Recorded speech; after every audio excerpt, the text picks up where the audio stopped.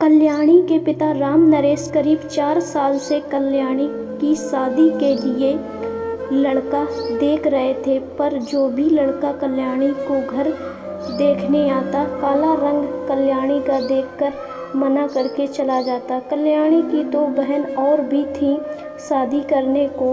राम नरेश को कोई अच्छा रिश्ता नहीं मिल रहा था। एक दिन राम नरेश के रिश्तेदारों ने एक लड़का बताया। करीब उस लड़के की उम्र 40 साल है और उसकी शादी हो चुकी है, लेकिन उसकी पत्नी मर चुकी है। वह लड़का अपनी माँ के साथ शहर में रहता है। उसकी माँ अंधी है, इसलिए लड़के को काफ़ी दिक्कतों का सामना करना पड़ता है। अगर तुम कहो तो उससे शादी की बात करूं? राम नरेश ने कहा, अभी नहीं, मैं अपनी बेटी से पूछकर बताऊं। अरे राम नरेश जी, आप क्या बात करते हैं? इतना अच्छा रिश्ता फिर कहाँ मिलेगा? और कुछ दहेज भी तो नहीं पड़ेगा?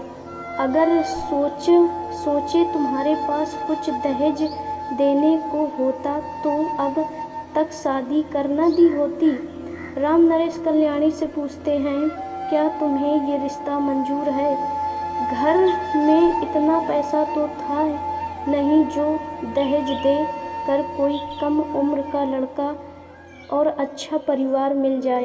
कल्याणी शादी के लिए हाँ कर देती है। शादी हो जाती है। कल्याणी अपने पति विवेक के साथ शहर चली जाती है, पर वहाँ जाकर देखती है कि विवेक की पत्नी जिंदा है, वो मरी नहीं है। कल्याणी यह सब देखकर दंग रह जाती है। विवेक की अंधी माँ घर के बाहर बैठी रहती है। घर के अंदर क्या हो रहा है उसे शायद कुछ पता ही नहीं था। विवेक कल्याणी को मारता पीटता नौकरानी बनाकर रखने लगा। कल्याणी को अपने मायके बात भी नहीं करने देता। कल्याणी घर का सारा काम करती, फिर भी उसे रोज शराब पीकर मारता। विवेक की पहली पत्नी रमा बड़े ही ठाट बाट से रहती। एक दिन कल्याणी अपने कमरे में सोने के लिए जाती है तो कमरे की लाइट बंद होती है। कल्याणी के कमरे के अंदर जाते ही गेट बंद हो जाता है। लाइट आ जाती है। कमरे के अंदर आदमी को देखती है। कल्याणी जोर जोर से चिल्लाती है, सुनो जी, हमारे कमरे में चोर घुस आया है। उस आदमी ने कल्याणी का जोर से मुंह दबा दिया और कहा, अरे मैं चोर नहीं हूँ, तेरे पति ने मुझसे पैसे लिए हैं तेरे साथ एक रात सोने के लिए, अब नाटक मत कर। कल्याणी ने बहुत चिल्लाया, जोर जोर से आवाजें अपने पति को दी, पर उसकी वहाँ कौन सुनने वाला था। अब तो ये रोज का काम हो गया था। हर दिन रात को एक नया आदमी आता और कल्याणी के साथ रात गुजार कर चला जाता। काफ़ी दिनों तक कल्याणी के साथ यही चलता रहा। एक दिन कल्याणी ने मरने को सोचा। उसने अपनी सास की रखी नींद की गोली खा ली।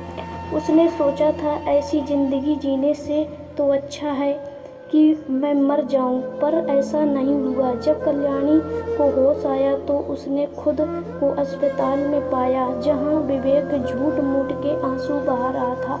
कल्याणी से डॉक्टर हर्ष ने कहा, देखो तुम्हारे पति तुम्हें कितना प्यार करते हैं, फिर भी तुम मरना चाहती हो। इससे पहले कल्याणी डॉक्टर हर्ष से कुछ कह पाती, उससे पहले विवेक ने कल्याणी की तरफ अपनी आंखें दिखा दी। कल्याणी डॉक्टर हर्ष से कुछ ना कह पाई। विवेक कल्याणी को घर लेकर आ गया और उसके बाल पकड़कर खींचकर उसे फिर से पीटने लगा। तभी विवेक की अंधी माँ, क्यों हमेशा बहू को मारता पीटता रहता है? आओ बहू, तुम मेरे पास आओ, तसल्ली देते हुए उस अंधी माँ ने कहा।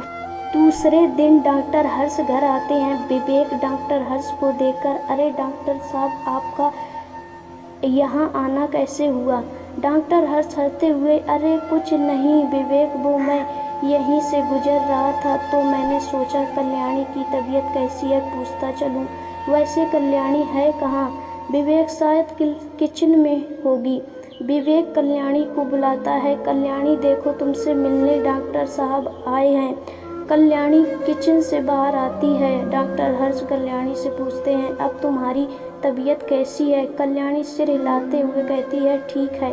तभी कमरे से आवाज़ आती है, कहाँ मर गई कल्याणी? तभी कमरे से आवाज़ आती है, कहाँ मर गई कल्याणी? सिर दर्द से फटा जा रहा है, अभी तक चाय नहीं लेकर आई।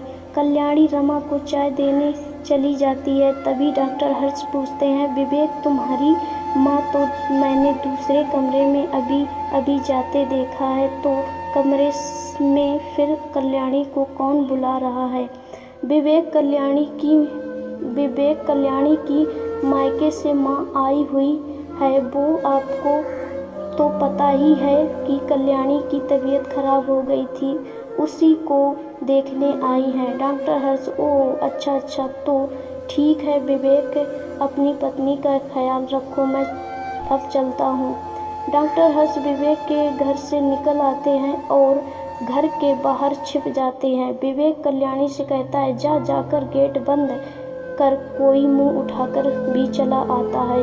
कल्याणी बाहर गेट बंद करने जाती है। तभी डॉक्टर हर्ष एक कागज का टुकड़ा कल्याणी की तरफ फेंकते हैं और इशारे से चुप रहने को कहते हैं। कल्याणी कागज का टुकड़ा उठा लेती है और गेट बंद कर बाथरूम में आती है। जब कागज का टुकड़ा पूरा खोलती है तो उसमें लिखा होता है, मैं जानता हूँ कल्याणी, तुम्हारा पति विवेक अच्छा आदमी नहीं है। मैंने तुम्हारे शरीर पर ऐसे कई निशान देखे हैं जिससे यह पता चलता है कि तुम्हारा पति तुम्हें मारता पीटता है। तुम परेशान मत होना, मेरा ये नंबर है जिस पर तुम अपने पति के द्वारा किए गए अत्याचारों को बता सकती हो। मैं तुम्हारी मदद करूँगा, मैं तुम्हारे फ़ोन का इंतज़ार करूँगा। कल्याणी को शायद आज ये लग रहा था, भगवान को मुझ पर शायद तरस आ गया है। कल्याणी को विवेक फ़ोन तो बिल्कुल छूने ही नहीं देता था। अब बात डॉक्टर हर्ष से करे तो कहाँ से करे। एक दिन दोपहर को जब रमा अपने कमरे में सो रही होती है, तभी कल्याणी रमा के कमरे में सफाई करने के लिए बहाने से जाती है और रमा का फ़ोन उठाकर इधर उधर देखती है। विवेक शायद घर पर नहीं था। कल्याणी जल्दी से रमा के कुछ कपड़े धोने के लिए बाथरूम में जाती है और डॉक्टर हर्ष के पास फ़ोन करती है और कल्याणी सारी कहानी डॉक्टर हर्ष को सुनाती है। डॉक्टर हर्ष से कहते हैं, तुम रात को सबके सोने के बाद घर से निकलना, मैं तुम्हें घर के बाहर गाड़ी में बैठा मिलूँगा। कल्याणी, ठीक है डॉक्टर साहब। वैसा ही कल्याणी ने किया। विवेक और रमा के सो जाने के बाद जब कल्याणी ने अपना सामान बांधा और जैसे ही घर से निकलने वाली थी, तभी उसकी अंधी सास ने कहा, कहाँ जा रही है बहू कल्याणी? कहीं नहीं माँ जी। तो फिर तूने ये सामान क्यों उठाया हाथों में लिया है? कल्याणी अपनी अंधी सास की बात सुनकर हैरान रह गई। माँ जी, आप देख सकती हैं।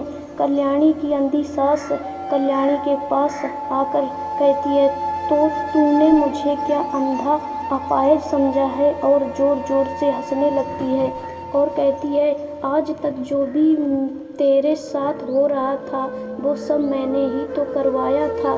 तेरी जैसी न जाने कितनी लड़कियों की मैंने ज़िंदगी बर्बाद की। मेरी इजाज़त के बिना कोई अंदर नहीं आ सकता, नहीं बाहर जा सकता है।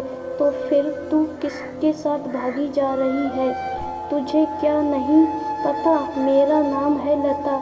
मेरी इजाज़त के बिना आसपास के पेड़ों में भी नहीं हिलता है पत्ता। कल्याणी को विवेक से भी भयानक रूप अपनी अंधी सास का लग रहा था। लता कल्याणी के बाल खींचते हुए उसे कमरे में बंद कर देती है।